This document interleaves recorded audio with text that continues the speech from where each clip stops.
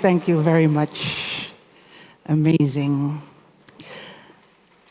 Let me start off by asking you a question. Who here has ever stepped into a room full of white, straight men, looked around, and thought to themselves, wow, I'm the only one like me in the room? Okay, I see it. It's strange, right? Feeling like the exception, especially when you experience it on a day-to-day basis. I know how that feels. I can relate to that. I mean, look at me. I'm a black woman. I'm also queer, and I work in tech. I know what it feels like to be the exception. But let me check something here first. Are there any white, straight men in the room? Amazing, amazing, amazing. Wow, great. Thank you so much for being here and being so vulnerable and raising your hand like that. This talk is also for you. My name is Ingrid Tappin. I'm the founder of Diverse Leaders in Tech. And today I want to share something that might sound surprising to you. We are not exceptions. We are exceptional. Every person in this room, every one of you, holds a form of exceptional intelligence that could accelerate your career, your company, our entire industry. The only thing we need to do is to spot it, grow it, and scale it. And today, I'm going to tell you how. But let's take a step back first. Why is it that so many of us, when we walk into rooms of importance, we are surrounded by white, straight men? Well, let me start off by saying, white, straight men in the room, it's not your fault. It's not your fault that you are often the ones who hold power and positions at the top. And I know it's not your fault because someone did research on it. His name is Joris Luijendijk, a super difficult Dutch name. He's a successful researcher, anthropologist, journalist in the Netherlands, and he decided to do research on people at the top. What gets them there? What special talents do they have? What do they do differently from people who are not at the top? And this is what he discovered. It's not something that they do, it's something that they have. 7 some things to be specific. There are 7 hidden advantages people at the top have that tilt the system in their favor. It is being white, being male, being heterosexual, highly educated, having parents who are highly educated, parents who were born in the country where they had their education, and you too. The funny thing is, only 3% of people carry all of these advantages. But when we zoom in and look into who holds real power in politics, in business, in tech, suddenly all of them seem to have it. And that's why when we walk into a room, we feel like the exception. Again, it's not your fault, but it is a problem. Because not only do they look the same, they have the same background. They think the same, they behave the same, they hire the same. It's the reason that our industry is built on sameness. We talk a lot about culture fit, hire for culture fit. Somehow it's become sort of a religious mantra in our industry. But when we say hire for culture fit, what we're actually saying is, do the same thing as the guy before you did. We want predictability.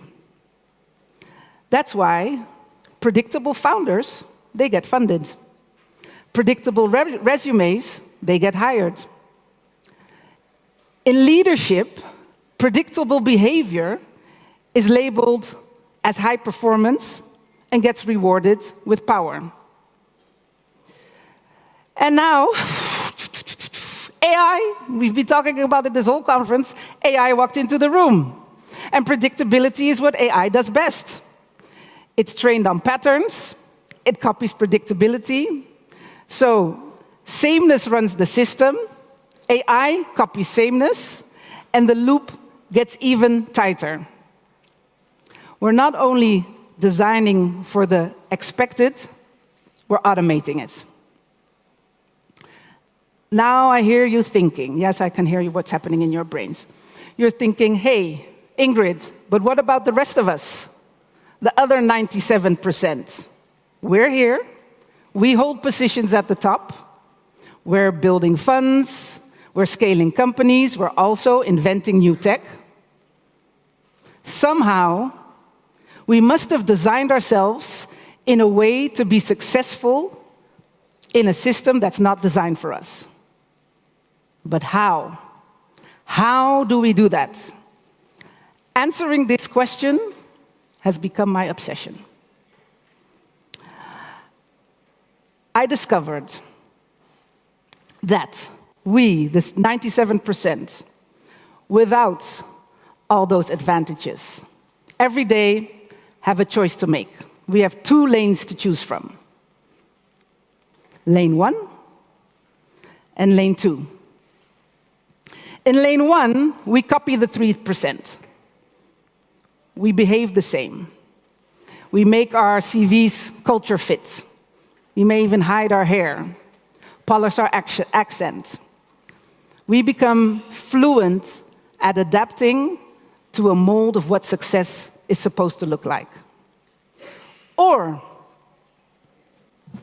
we step in lane 2, and we lead from what makes us different. Leaders who do this, they do not sand themselves down. They turn what others might call their weakness into their sharpest tool. They lead from their identity. These are the leaders who know who they are. They know how the world sees them. They understand deeply the tension between the two, the skills that they developed because of those tensions, and they use them on purpose. I call this identity intelligence.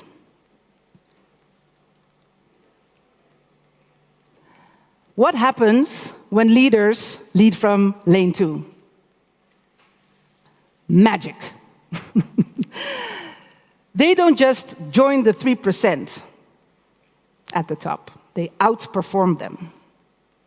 They're not just building companies, they're building movements. They're not the ones that are disrupting industries. They are inventing entirely new ones. Now, let's play this out for a moment. The very things that make us stand out, that make us uniquely who we are the very parts of us that can catapult us to a future we all want to create together. Let that sink in for a moment. What would your work, your company, what would the world look like? Fucking dope, right? So, the million-dollar question is, why aren't we all performing in lane 2? It's so amazing there. Well, it's because we do not know how to recognize difference as an asset, in ourselves or in others. We think that the exceptionals in lane 2, that they're the outliers, lucky shot that they made it there. So that's why we keep training people for culture fit instead of culture add. We keep designing for the expected instead of for the exceptional, the thing that our future is screaming us to add to what we are doing. So, I hear you thinking again. this is my superpower. Ingrid, if sameness is the trap and difference is the advantage, how then do we spot skill and grow it? Oh, sorry. Well, I dove really deep into the stories of all these exceptional leaders. And there's one thing that kept on surfacing over and over and over again. The world told them, this is who you are. And they said, believe what you want, but this is who I want to be. And it clicked. I found the pattern. We are not exceptions. We are exceptional by design. I found our design principles, and I turned them into something every leader, every team, every company can use. It's not another personality test. It's not a label or a box to fit you in. It's a map. And once you see it, you cannot unsee it. See it in yourselves, and you'll see it in others. See it in others, and you will be able to build teams and cultures that don't treat difference as a problem to fix anymore, but as an advantage to scale. I created the Identity Intelligence Framework. It's a whole system of tools and strategies that will help us build a leadership capability AI will never be able to automate or replace: our identity. But before we unlock all this beautiful potential that lays in who we are and our lived experiences, we need to start at the beginning. Who were we when we began? What are the origin stories of our identities? Boiled down, there are four. The first one is the outsider identity, formed by being excluded for who you are. Maybe you were the only black kid in the street. Maybe, like my daughter, you were the only autistic girl in class. Maybe you were the only gay boy in the soccer team. You were not part of the in-group, and they let you know. And this formed in you a drive for justice. Your gift is your moral compass, and you're able to spot and challenge, even if your voice is trembling, unfairness and correct it. The second one is the patchwork identity, belonging everywhere and nowhere at the same time. Maybe just like me, you grew up between different cultures and subcultures, code switching between work, school, home, often being seen for only one aspect of who you are and never fully for all of them. You developed in yourself a drive for belonging, for yourself and for others. And this gave you a gift of being able to translate and connect across difference. The third one, the underdog identity. And I know many of you, formed by being underestimated. Maybe it was your background, your accent, your brain wiring, your degree or lack of one. They told you you weren't it. And this formed in you a drive for worthiness. And you have a gift for spotting and unlocking value in others and delivering it in unexpected ways. And the last one, I did not forget you. The unseen identity, formed often by instability or invisibility. Maybe you had to once leave everything behind that was once familiar to you. New country, new rules, no box to fit you in. And you developed a drive for safety. And your gift is that you're able to take away threat and make people feel seen and heard instantly. 4 origin stories, 4 drives, 4 ways your lived experience has turned into your identity advantage. And this map is just the beginning. There's a whole growth journey across this map. You probably already developed more than 1 or 2 of these superpowers. And if you want to know more about that growth journey, you can read my book. So let's step into scale, because I think that's what we're all talking about here at this conference. How do we scale this? What would our world look like if we would be able to bring outsiders in and have them redesign the systems that are currently not designed for everyone? Think about scaling the patchworks, celebrating their complexity, and giving them the opportunity to connect what's not connected and create entirely new markets, new industries, new alliances because of their transcultural intelligence. What if we would empower the underdogs and trust their intuition and their ability to see possibilities and unlock value in people and places and processes that most of us overlook? What if we would create a platform for the unseen, make them visible, and tap into their intelligence of creating inclusion?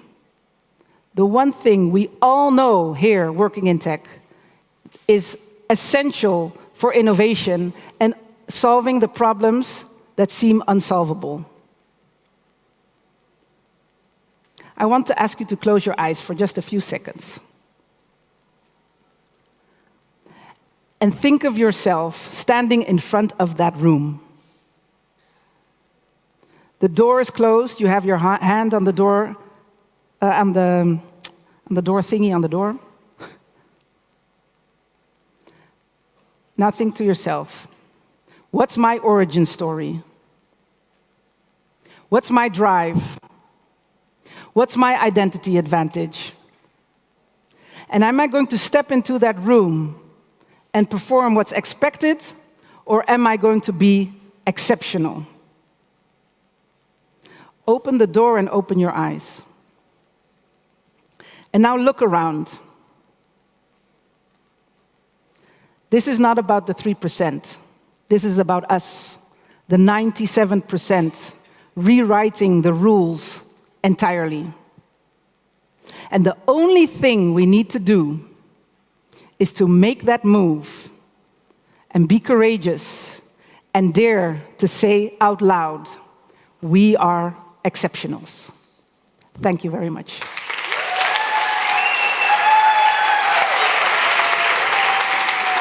Thank you.